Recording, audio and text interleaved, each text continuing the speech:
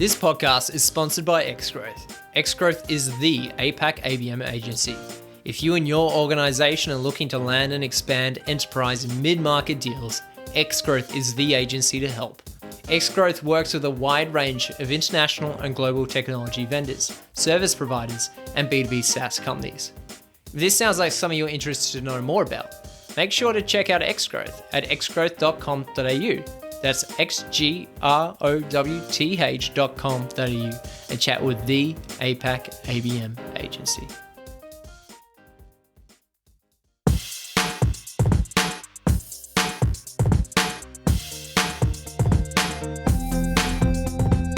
What's up, marketers, and welcome to another episode of the Growth Colony podcast.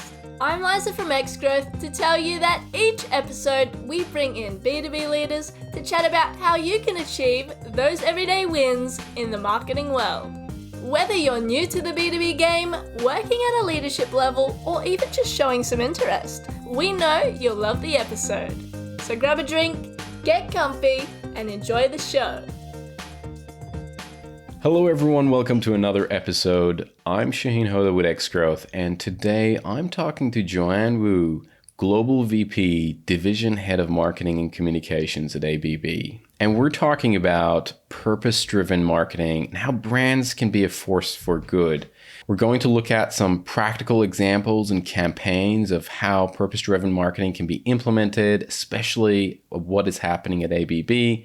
We're also going to look at and talk to Joanne about how she's implemented this ethos in her own career. So on that note, let's dive in. Jo, thanks a lot for joining us. Hey, thanks for having me. Absolute pleasure. So I'd love to hear from you how you define purpose-driven marketing. What is that? What does that mean? Yeah, I mean, purpose-driven marketing is really building your brand and communicating a higher purpose for what the brand stands for. So I think often, marketing is really how you connect your products and services and solutions to your customers. But purpose-driven marketing is really taking that step beyond that and actually saying, hey, we stand for something greater than ourselves. We want to do good in the world, and we believe in, whether it be a more gender equal world or a more sustainable world or, fairer workplace. It's really taking that stand and having the courage as a brand to do so. Got it. Where do you see this type of marketing or this kind of these values aligned with marketing being the most effective and being the most important? I think it's, research has actually shown that, we live in a world where customers expect more and future talent expects more. So there is research to show that companies that align their marketing with purpose and values and are very clear with communicating those values are actually 2 to 3 times more competitive than those within their market. So they actually grow faster and they increase market share at a faster rate as well. So there's research that backs it. And I think part of the reason why that happens is, as a company, when you can communicate your purpose and that purpose aligns with the customer, there is more likelihood that that customer will want to work with your company. Whether it be from a B2B context or a B2C context, it's really, ultimately they're all human beings. But, people want to partner and work with a company that they admire, that shares the same values, that they know working with them actually achieves a greater good. I mean, the whole purpose-driven movement in marketing, it's been around for a long time, right? But it's become even more popular in the past few years. And there are definitely kind of two sides. I was, for example, reading some of Bob Hoffman's work, and he's very nobody cares about the why, and then you got like the Simon Sinek kind of space where the why is really important. What I'm really curious to hear from your side is you have a global role at ABB. How do you see a challenge in terms of having a purpose-driven marketing across multiple different geographies? Is that where maybe you see different things are not as important in certain geography versus another geography? Or do you find that these are very core elements and it applies globally across all market? What's your experience with purpose-driven marketing and the geographical nuances of different regions? It's a good question. And look, the geographical nuances are definitely there. But I would say that the nuances, what they change is really where the starting point is in that country. So the starting point of where we are today in terms of gender equality in Sweden is different to the starting point where we are in gender equality in places like India, for example. But I think ultimately these are all global topics. They are all important in terms of, progressing the good of society and the good of humanity. And I think they really, these are topics that really speak to people on a much deeper level, beyond the sort of traditional products and services that we engage with. So I think they are universal. One could even say universal truths. But the difference is that, where are we starting from? And therefore, you need to understand the nuance of where you're starting from to where you then start communicating the story from as well. Let's get a little bit practical. Sure. And I think the purpose-driven marketing, the concept, it makes sense to a lot of people, and there's definitely substance to it, and a lot of people talk about it. But where I feel like in a lot of situations falls short is, okay, but how do I do it? Like, how do I implement this in my day-to-day marketing tactics and messaging, and how do I really bring this to life? I'm really curious of like, how are you doing that from a strategic level? And then maybe we can talk about tactics and actual maybe campaigns. How do you bring the purpose to life in programs at ABB? Yeah, it's an interesting process, and I think I would caveat this with saying purpose-driven marketing is not for every company and it's not for every brand. So it really needs to be authentic. It needs to be true to the brand. You can't be, in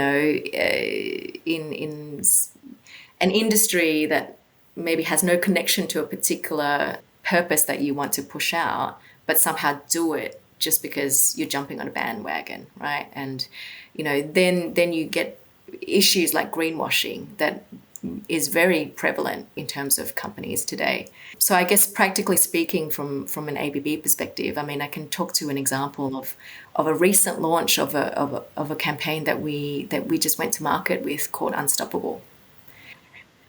Yeah, so really, if I take myself back to the original drawing board, we just kind of sat there brainstorming and we asked ourselves, okay, what is important to us as a company and what is important to our customers?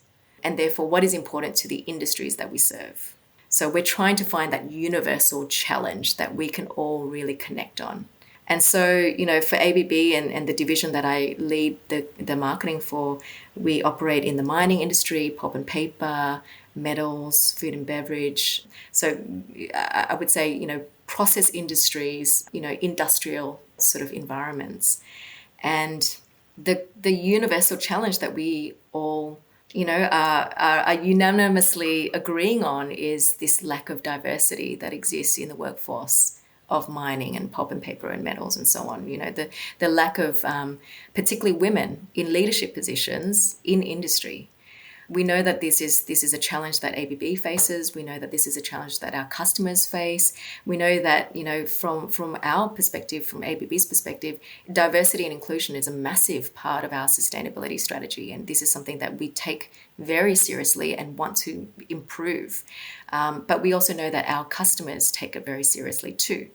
So we said, okay, this is really the space. So let's deep dive into the challenge and really understand, what are the obstacles? What's really holding people back? And Joe, if I can interject, sorry, Sure. because there's something I want to cover from what you talked about, right?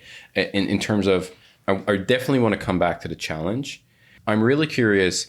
Was this something that the marketing team or kind of the leadership team sat down and said, we should focus on diversity? Was there, maybe you engaged like a research team to kind of look at multiple different options to narrow this down in terms of where we're going to be focusing on? How did diversity became the main area of focus for especially and then Unstoppable kind of came out of it? Yeah. I mean, I think there's two parts to that.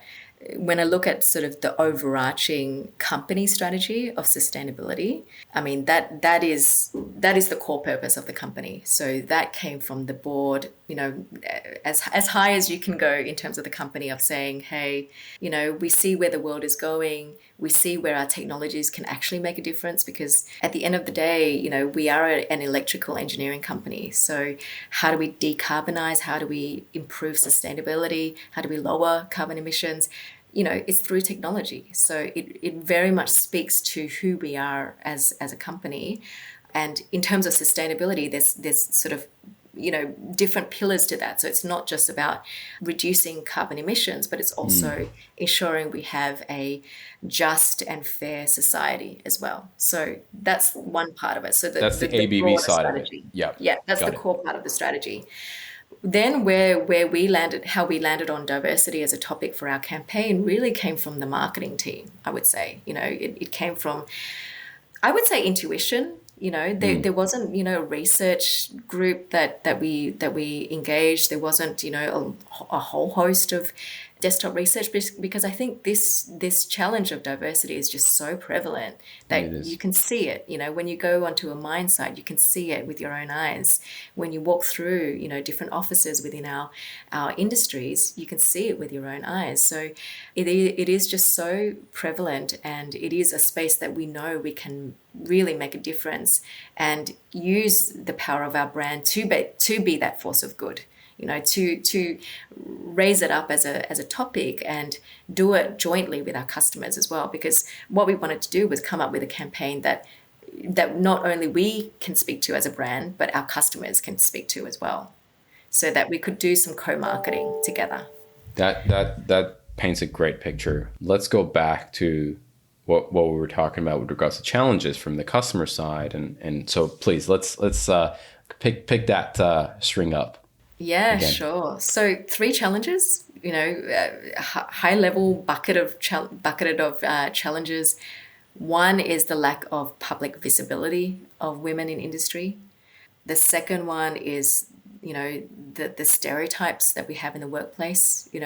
All I have to do is just ask you to sit down and picture what a miner looks like in your mind. What visual comes to your mind? Yeah, it is a male probably holding a pickaxe with a hard hat.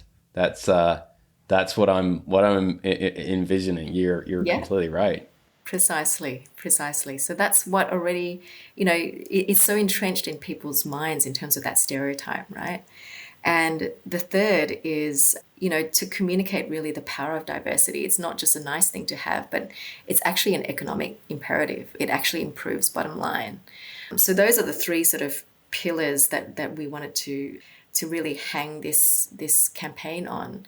So we said, okay, it is a diversity campaign, but the greatest gap is in gender right now within these industries. So let's find 3 amazing, accomplished, brilliant women in industry and tell their stories. And tell their stories from a human perspective.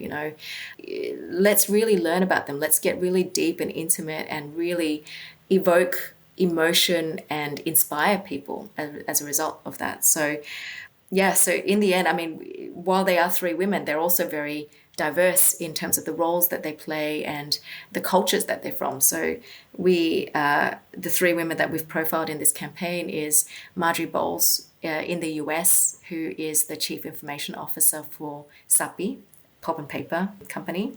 We went to Jamshedpur in India and featured Chitra Sharma, who is the Chief Procurement Officer of Tata Steel, so the metals industry.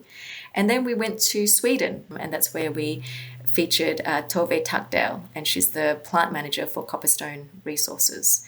So 3 very diverse women telling their stories and really raising the public visibility of these really kick-ass women in industry, challenging the stereotype of, what leadership looks like in metals and mining and pulp and paper, and then speaking to the power of diversity. Why do we need this? Why does it benefit companies and industries and the world, more broadly, to be able to have a more diverse workforce?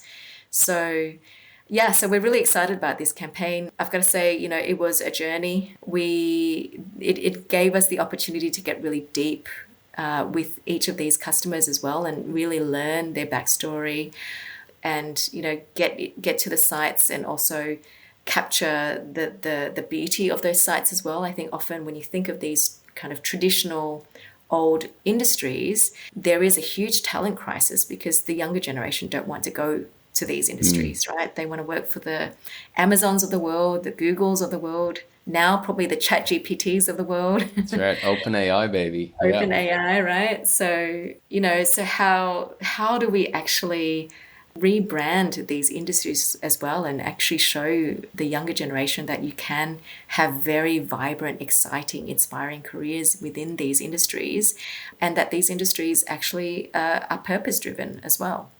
We're definitely going to have a link to the program in the description, but can you talk to the outcome of the program, right? How did you obviously did this amazing interview with these 3 amazing women. What did that translate into? So we now have 3 films, each featuring each of the women leaders, and they are very storytelling led. So I've got to say it's taking quite a different approach to the way we've told stories in ABB, the way we've represented the brand in such campaigns. And you'll see it's very evocative, it's very human, it's very raw. It really tells that human story and seeks to inspire people. And I mean, if I look at the title of the campaign, it's called Unstoppable. And when you think of unstoppable, there's so much power behind that word, right? And in fact, the campaign idea, the name Unstoppable, came from a conversation I had with my daughter. So we were just driving along, and the day before she had a sports competition, and she's quite athletic, so normally she kind of wins these races. And I was watching in the audience, and she, the buzzer went and she ran, and then one of her shoe fell off, and she just kept running, even though she was like shoeless on one foot. And she came second. And I was thinking, holy moly, this girl doesn't like to lose, I'm going to have to be prepared with, the tissues and some editing, whatever. And I said, oh, darling, well done. You came second, just kind of preparing for the worst. And she said, and she was so proud. She said, yeah, I came second, even though my shoe fell off. And then I said to her, darling, you are unstoppable. And then just as I said that sentence to her, it kind of like a light bulb just went out in my mind. And I said, oh, God, that word is just so strong. It's so powerful, Everyone has an unstoppable story. You have an unstoppable story. I do. People in the industry, every colleague has an unstoppable story of the challenges they've had to face, the people they've met along the way, the lessons they've learned, right? So what we really want to achieve with this campaign is to inspire people and have them be part of this campaign as well, for them to own unstoppable and for them to actually reflect on what makes them unstoppable. And there you have people from all walks of life, different cultures, different ages, different genders, having an unstoppable story and saying, hey, we are unstoppable, and we can be unstoppable together as well in our pursuit to have a more gender equal world. I can imagine that that word immediately appearing in the team in the marketing team's chat feed. And guys, I got the word for the campaign, and I love that. I love that. Joe? Can you talk a little bit about from the tactical perspective with regards to the campaign, in terms of these assets are created? What's your approach from a tactical perspective? Are you kind of like pushing these out on social media? There's an advertising, that's one channel. Are you leveraging other channels? How does the tactical perspective of getting the word out is looking like now? And I know some of these are maybe a bit sensitive, but whatever you can share. Yeah. Look, we're taking an omni-channel approach. So we've got these three assets, great assets. We will be pushing them out through social media, through a paid as well as organic campaign. Yes, we've kind of started it during International Women's Day, but I think it's really important to decouple it, with that day. That day is really important, but my belief is that this topic needs to live beyond International Women's Day. It's a conversation we need to have every day. So in terms of our campaign plan, it's actually, it's going to go for 6 months. We've got a digital amplification plan. And importantly, we are also empowering my team within the different countries to localize and activate these campaigns in a way that makes sense for them in their markets. So these are the three women that are starting with the campaign, but let's uncover more, and it is about diversity. So it's not just limited to, one gender. Let's find someone who has really broke boundaries by being themselves, whether they're, from a different culture or a different age or have a disability, whatever it is, right? Like, let's tell those stories. Let's profile these people and raise the public visibility of these people within those countries. So I would say that this campaign serves as a platform for further stories to be told within the countries.